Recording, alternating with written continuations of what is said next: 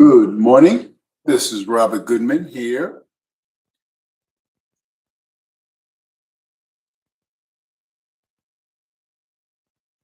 And I'm here on Positive Strokes, staying clean. And I'm so happy that you're a part of my recovery. Let me see what's going on here. Okay. So happy that you're part of my recovery. And we're here on Positive Strokes, staying clean. And we're getting ready to talk about making friends with recovery in mind. And, when I was in my active addiction and I was the people that I associated was people that I was using and people that with that lifestyle of getting high. But when I got into recovery now, the people that I normally be associated with, I can't associate with them anymore because they're in active addiction and they're continue on living their lives on the way they choose to see fit. So with that in mind, I cannot even go that way with them and live that life with them. So I'm in recovery now, and it it's different now. Now I understand that people that I talk to in recovery, they share their strength and their hopes and their pain, and I have that connection, you know. And but when you set that aside, then I have to find out what we are compatible about. What draws me to you, and how can you be a blessing to my life, and how I can be a blessing to your life. So that's something to think about. So as I associated with people, they were my associates because I didn't make friends very easily because I was concerned about the choices that I make because I'm in recovery now and I don't want to fall victim to addiction or fall back. So some things I had to learn. One thing I had to learn is I had to be good with myself in my recovery because I had to be good with my life and the way I live it and be happy about it and be grateful where I'm at today. Be grateful that I'm in recovery. Be grateful that I'm able to take care of myself. Be grateful for the things that I have achieved in recovery that gives me wisdom and understanding not to go back down that rabbit hole anymore. And when I feel good about myself, then what another person has doesn't entice me. It doesn't draw me that I want what they have. I want to do what they're doing. I deserve that. And what I've learned is that when I do that, I'm following somebody else's tune. If I'm doing that, I'm following somebody else's tune. That's their enjoyment, that's their choice, that's what they choose to do. Now coming into their world and live life on life's terms the way they see fit, to fit into their world. And recovery taught me that Robert needs to sing and dance to his own tune to find out what's good for him and move in that direction. You took a choice and you choose recovery. So if you choose recovery and you did the work and you see how hard it was for you to overcome the bad choices that you've made, then you're more concerned about what the choices you're going to make today. And when I meet someone, we're good. They got a clean bill of health. And rule one, I don't tell people how they should run their lives, how they should deal with situations that happen in their lives. I believe that if I want to be a good friend, what I can do is give a person all the options they can do in a situation. These are all the options that you have. Now if you do this, this, and this, I can't help you because I don't believe that's going to work, and I don't think that's the right thing to do. But if that's your choice. But if you do this, this, and this, maybe I can help you with that. But the choice is totally up to you. It's your life, your decision. And I don't make it like, well, you need to do because that don't make no sense. I don't know why you even think. I know I don't even come into that manner and put that energy out there towards that person. I believe that a person has to find their own way to live their best life or to make the best decisions for their life because they know the life they want to live and the choices they want to make to live that life. So they have to do some soul searching. They have to look at themselves and make a sound decision. Because the decision they make, they have to live with it. Just like the decisions I make, I have to live with it. So I know that I'm an imperfect person and I don't want to give nobody no faulty information. Say, well, you need to do it like this. No, we're not doing that. If you do this, these are the things that can happen. If you do this, these are the things that can happen. If you do this, these are the things that can happen. Which one you going to do? And that's something that every person needs to address another person. And what that does is you keep your friendship. It's just like people will say, well, a female may come to her girlfriend and talk about how bad her husband is treating her. And automatically she has a negative look at her husband because of what she told her and how she feels and how she's suffering over a situation that has happened. So you already looking down at this person. You do not like this person anymore, and you really don't want to associate with him, but you're a friend, so you associate with him, but you give him the looks, the dirty looks and slide remarks and all that because of what she told you. And you're not a fan of him, and you let her know that this is the wrong choice for you to do. And what happens is we're human. So if they mend their faults and their issues and they build on it and they move forward and their lives get better and they get closer together, you still feeling the same way about this person and believing this person's that way. But now your girlfriend's telling you, oh, he's this and that, he's so wonderful, and you're saying, no, you don't remember how you did? I don't even know why you putting up with that lie. He's setting you up. And there we go again. And we are acting on her feelings that she felt in the past. And we're holding that guilt against that person because of what they did. And we never let it go, which caused us to have a different type of relationship with that person.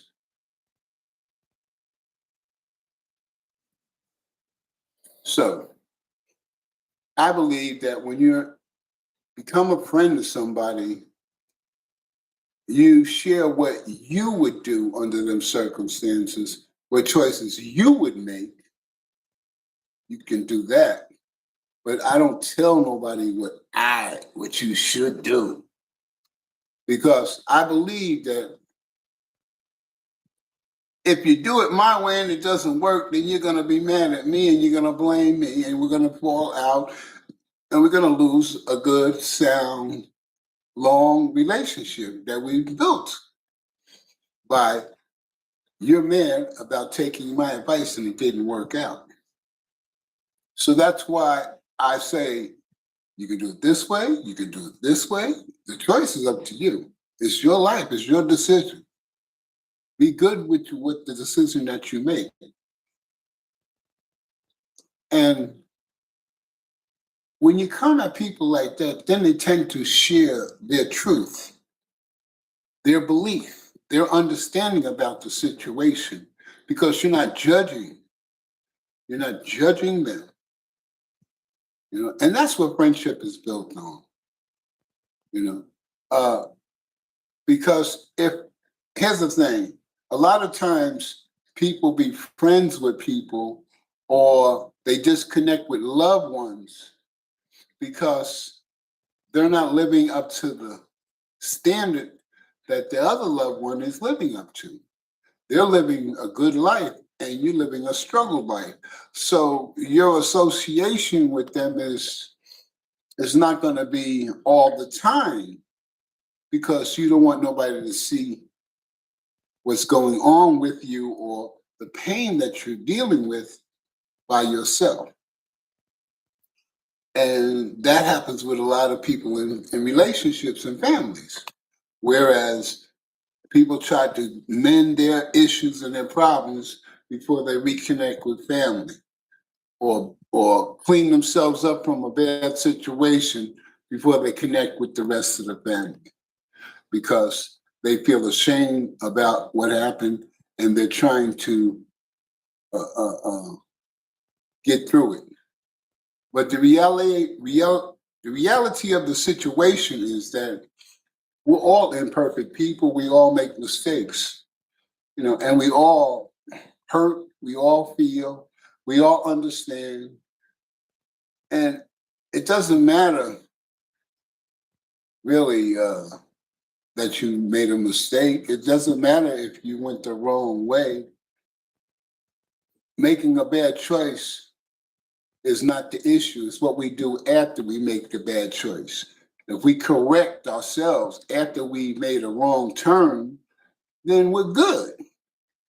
And we should feel good. We should feel good about what we did because we recognized the problem, we changed our behavior, and we did something different. And that's how we make things better. We're imperfect people, all going to make mistakes. And the interesting thing is that ain't nobody up all the time. We go up, we go down, we go up, we go down, and that's with everybody. That's with life and life in general, even with the rich. They're making a lot of money, then they lose money. They lose a lot of money. They make a lot of money, they lose the money. Up and down. But the amount of money they have determines whether their lifestyle changes or not. But the fluctuation of money goes up and down depending on their choices, on their decision making in business. So, making new friends is a wonderful thing. And when I made new friends, I always share with people that I'm a recovering addict, that I was in active addiction, that I loved the cocaine, and I express that to people, let them know where I'm coming from and where I've been at, and here's the interesting thing: real people accept you for who you are.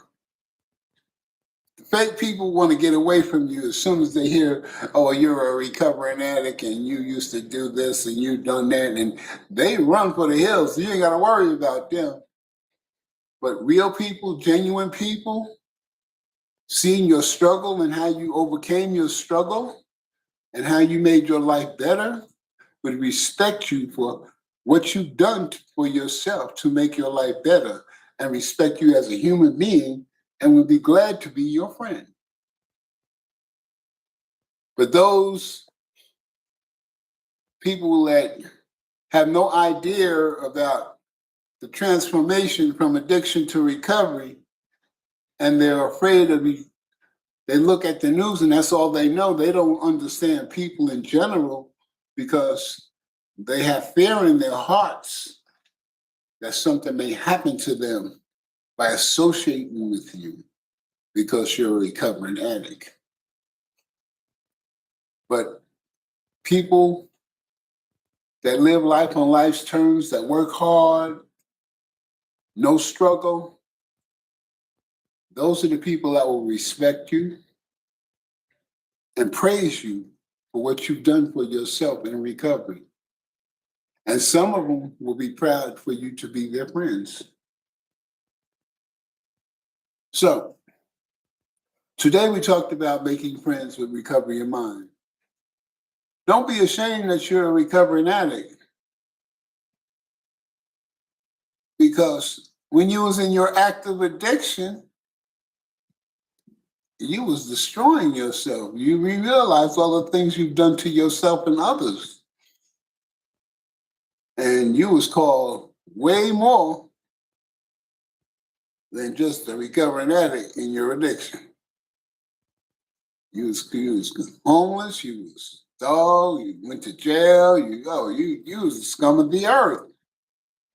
You was considered to be the scum of the earth because you was in active addiction. You lost everything. You stole, you committed crimes. And some people believe that, some people don't change their colors, they don't change their spots. And if you're into the Bible, there's a whole lot of people that change their spots.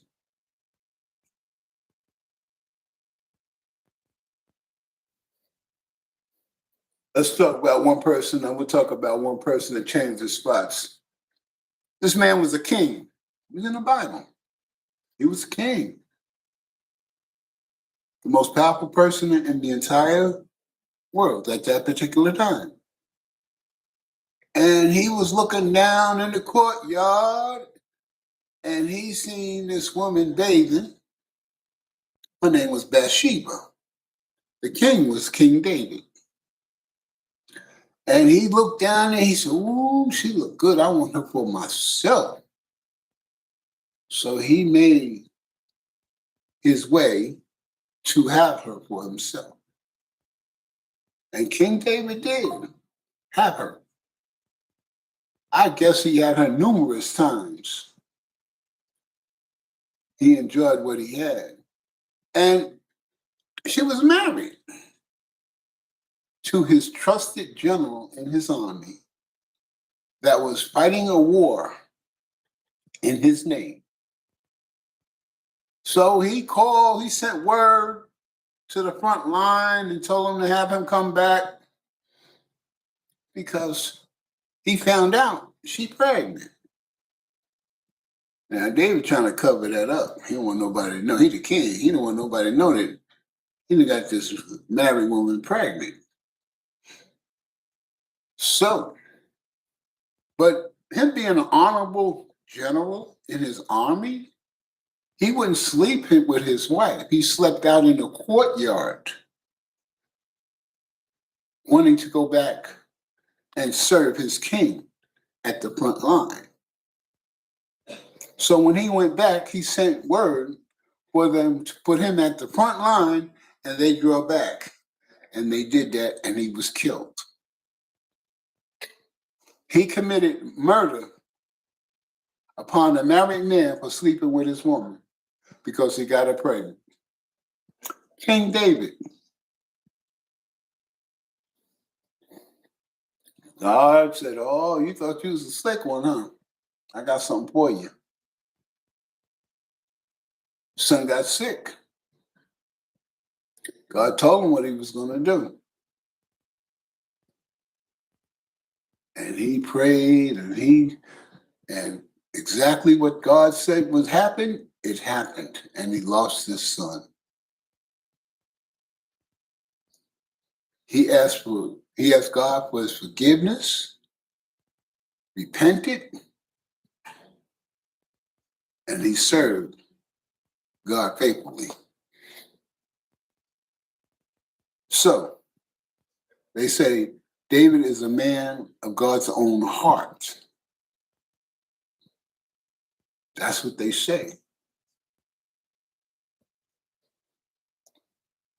God chastised him and still elevated him.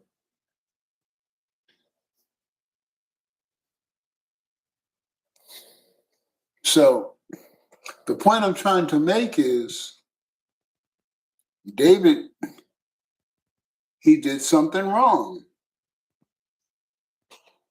His actions caused a reaction to happen. God took his son away.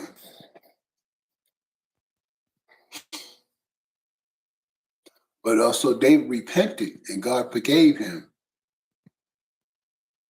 So if for God forgive a man that committed premeditated murder to a man because he slept with his wife and he got her pregnant, God forgive him.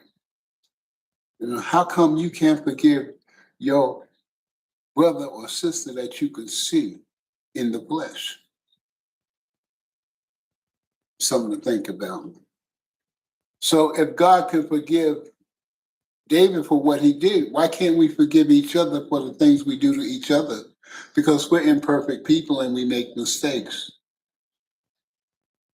So when you have a friend as someone that cares about you,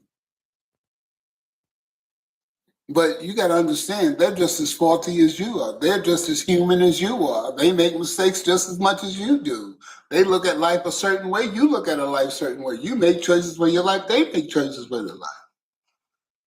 They do what they feel is best for their life, and you do what's best for your life. So respect their choices. Now, if it doesn't align with your lifestyle, then you don't associate with their choices. But you don't stop being a friend to a person. You let them know, that's something I don't do. So you do it on your own without me. Do your thing, but just don't do it around me because that's not my lifestyle. Respect me. I respect you. You respect me, and we'll remain friends. But if you're trying to put your way of life on me to make me live your life, to live my life the way you want me to live it, then you try to tell me that your life is best, and I don't know nothing about taking care of myself or living my own life. That I can't make no good choices. How can you say all your choices are the right ones? Because you're imperfect. You made a lot of mistakes to get to where you're at today. And you had to learn from them to get to where you're at today. So, making friends is respecting the other person's decision on the things that they choose. If it doesn't align with your lifestyle, let them know. They say when they're doing that thing, then you leave me out of it. That's not my lifestyle. But we still friends. We still family. But that's just not my lifestyle. But if you like it, I love it. And that's how we should be with people. Because what happens is that we tend to open up what's going on with us and we get to address the real problems and what's going on with us. We get to share the real hurt and pain that we're trying to hide from with friends because there's no judgment on the decisions that you're making. There's no judgment on the decisions that you're making. There's no judgment on the decisions that you make.